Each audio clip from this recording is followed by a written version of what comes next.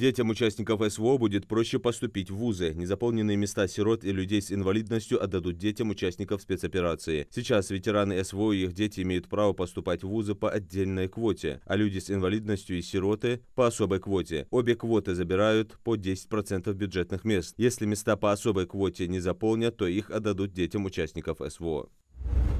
В муниципалитетах республики состоялись торжественные церемонии вручения главного документа гражданина Российской Федерации. Более 200 юных жителей региона стали обладателями своих первых паспортов. Получив их из рук представителей муниципальной власти и почетных гостей, местная администрация и активисты движения приложили максимум усилий для того, чтобы каждый юный гражданин почувствовал важность этого момента. Получение паспорта символизирует не только официальный переход к новому этапу жизни, но и открывает перед ребятами двери к новым возможностям. Торжественные вручения оставили у участников и их родителей яркие воспоминания, став символом ответственности, гордости и новых свершений.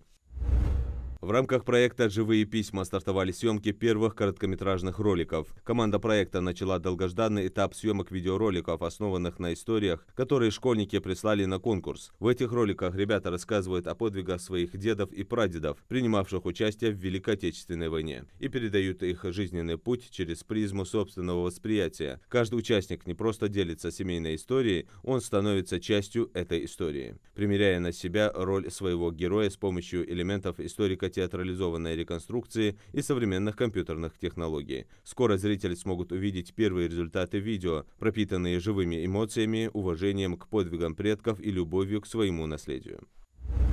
В Ростелекоме допустили блокировку в России сервисов Google. О такой вероятности рассказал старший вице-президент Ростелекома по IT Дарий Халитов. При этом он утверждает, что сервисы может заблокировать не Роскомнадзор, а сама американская корпорация. Он добавил, что все иностранные сервисы могут в принципе исчезнуть, а россияне могут лишиться даже возможности получать уведомления от банковских приложений, так как в них используются пуш-сервисы от американской компании.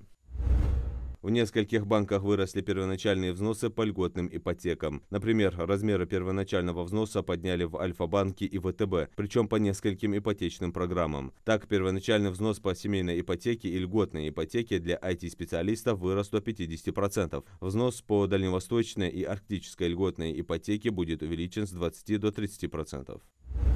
Мошенники снова стали активно использовать схему обмана со звонками якобы от представителя Пенсионного фонда. Жертве на мобильный телефон звонит якобы сотрудник Пенсионного фонда России и говорит, что на их адрес поступило письмо, что в общий стаж собеседника не вошло несколько месяцев работы. И чтобы восстановить стаж, нужно лично прийти на прием в отделение ПФР. Говорят, что с собой нужно принести пакет документов, паспорт, СНИЛС и НН. И предлагают записать на прием на определенное время и подтвердить запись через СМС. В этом случае человеку под видом кода подтверждения приходит запрос на восстановление доступа к учетной записи госуслуг. Специалист призвал не вступать в диалог в мессенджере и по телефону с незнакомыми и подозрительными лицами. В случае сомнений лучше закончить разговор и самим позвонить по официальному номеру в Социальный фонд России.